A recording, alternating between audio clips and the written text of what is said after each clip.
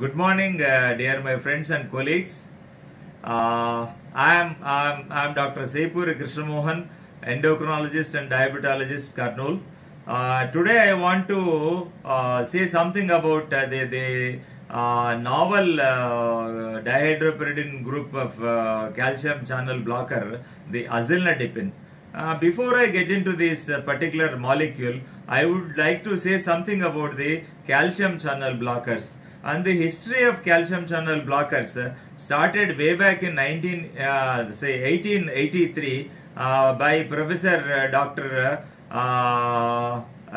Ringer Sydney, that is Professor Sydney Ringer has found out that by blocking the calcium channel receptors, you can achieve a lowering in the blood pressure phenomena. So there the history started, and the molecules kept on coming one by one, and now we have got many more molecules in the basket of calcium channel blockers. And per se we divide this calcium channel blockers into dihydropyridine group of calcium channel blockers and non-dihydropyridine group of calcium channel blockers. And the difference between these two is the dihydropyridine group of calcium channel blockers, especially the verapamil and the diltiazem, are more cardioselective, and their usage is confined to either in the angina, especially the Prinzmetal angina, and the ventricular arrhythmias and the supraventricular arrhythmias. They are not the drugs of choice for the treatment algorithm of hypertension. Though they lower the blood pressure, they are mainly confined to this particular indications what I have mentioned. And the dihydropyridine group of calcium channel blockers are the mainstay in the therapy of treatment algorithm of the hypertension, what is called essential hypertension, otherwise known as the primary hypertension. Again, you are well aware that the hypertension, 99% of the hypertension is what we see is the essential or otherwise known as the primary hypertension, and 1% will be secondary hypertension, maybe because of several causes like the endocrine causes like pheochromocytoma or the pituitary tumors, or the renal artery pathology like renal artery stenosis, or the chronic kidney failure, and there are several secondary causes of the hypertension. So we need to thoroughly evaluate if the patient is not responding to the all drugs. So you have to have a suspicion in the young patient coming with hypertension, not responding to the conventional treatment algorithms like ACE inhibitor or ARBs, plus a calcium channel blocker, plus a diuretic, plus a beta blocker, plus an alpha blocker not responding. You should definitely search for the cause of secondary hypertension. Now coming to this particular the dihydropyridine group of calcium channel blockers, it is that started with nifedipine, which has to be taken a short plasma half-life molecule, which is to be used thrice a day, and later on came the robust molecule, the amlodipine, that is to be used once a day because it has got a sustained action of 24 hours, and the later on the novel calcium channel blockers have come into vogue, like the calcium channel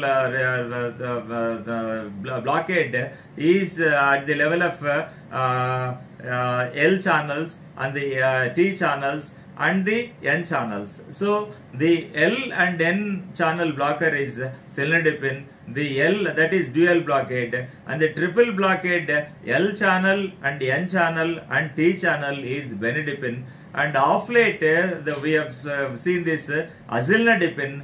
It's a molecule from Japan. The original research product of Daiichi Sankyo has just now completed its 20th anniversary. By this 2020, that molecule has come into existence from in 2000 onwards. So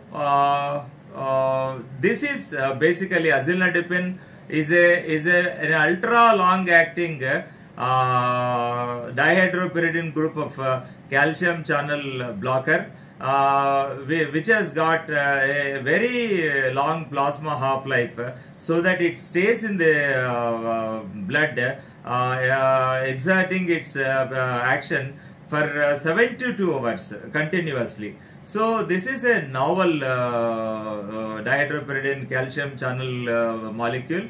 This is azilnadipine. Today's focus will be on azilnadipine. And before that, I would like to say something. What an ideal calcium channel blocker should be like what is expected of an ideal antihypertensive drug. Let it be calcium channel blocker or let it be something else also. So it should be able to reduce the BP. A sustained reduction in the blood pressure is its primary outcome, and at the same time it should have some cardioprotective phenomena and the renoprotective phenomena, and it should not have the reflex tachycardia. It should not increase the heart rate, and it should be that's what the cerebrovascular friendly and the vascular friendly, and this is expected of any antihypertensive what we use in day-to-day clinical practice. And then ideal CCB should have all these qualities. Whereas when we take this amlodipine into consideration, it's a good molecule undoubtedly, but it has got certain few side effects, like it has got a reflex tachycardia where the heart rate increases, which is not desirable in cases of this particular associated comorbidities like diabetes, wherein you find this sinus tachycardia, especially the CAN, that is cardiac autonomic neuropathy. This is not desirable. They should be always the heart rate should be around some 70 to 80 beats per minute. So now we have the calcium channel blockers, and per se I would like to say one single sentence. Hypertension itself is a cardiovascular syndrome. So we need to address that hypertension with regards to CV outcomes, with regards to renal outcomes. So now we talk about this particular azilnadipine, which has got it is proven to be the cardioprotective, it is proven to be nephroprotective, it is proven to be cerebroprotective. It has got anti-atherosclerotic activities, it has got antioxidative actions, it has got it has got very good beneficial effects in reducing the proteinuria, like AC inhibitors or ARBs, and it reduces the heart rate. It doesn't have the reflex tachycardia, so it reduces the heart rate like beta blockers. So see this calcium channel blocker azilnadipine works like an AC inhibitor or ARBs, like reducing the proteinuria with kidney protection, and it reduces the heart rate. In a study done in China, when compared to this nifedipine and the amlodipine, the heart rate was reduced by 18 to 20 beats per minute. The azilnadipine significantly showed this reduction in the heart rate by 18 to 20 beats per minute. So which is a very desirable effect. So it is working like a beta blocker. It is working like a the AC inhibitors or ARBs, and it is protecting the heart, it is protecting the brain, it is protecting the kidney, and it improves the systolic and diastolic function of the heart, and that is which is very important actually. And the greatest advantage of the azilnadipine is it reduces the insulin resistance, thereby it improves the insulin sensitivity, which is not only a favorable aspect with regards to hypertension, because most of the hypertension cases, the background pathology is only the insulin resistance. It is not only useful for patients suffering from hypertension, also the patients suffering from either pre-diabetes or type 2 diabetes, wherein the background pathology is in our Indian scenario is the insulin resistance followed by insulinopenia. So this has got a the classical expected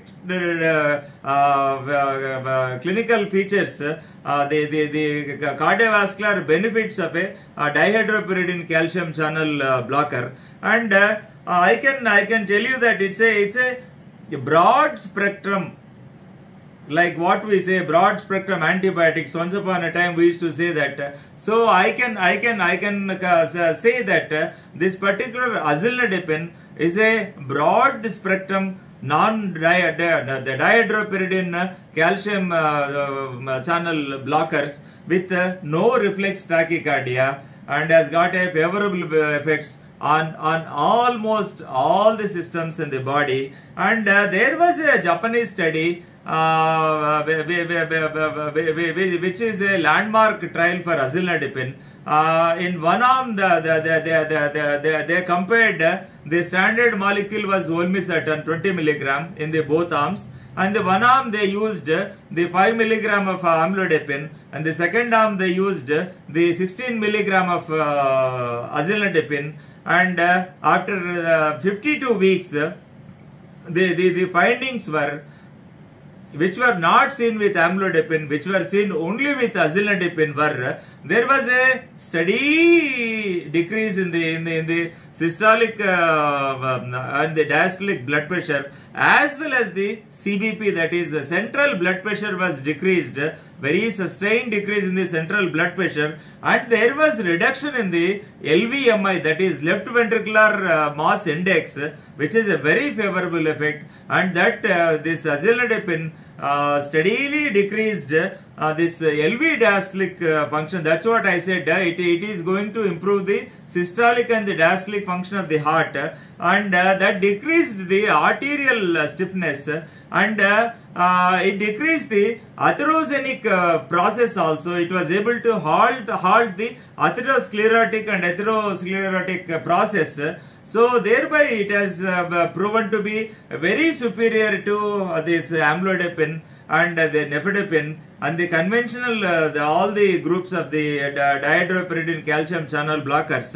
And dear my friends, I would like to conclude by saying that azilnadepine is a newborn baby. It has got multiple pleiotropic type of actions. I cannot say it's pleiotropic like statins and all, but it is similar to that pleiotropic actions, which is to be used once a day. The available dosages, the therapeutic dosage is to start with it is 8 milligram, and to increment it to 16 milligram once a day. And it's a broad spectrum dihydropyridine calcium channel blocker. As of now, I think only 3 companies in India have this particular molecule, azilnadepine, and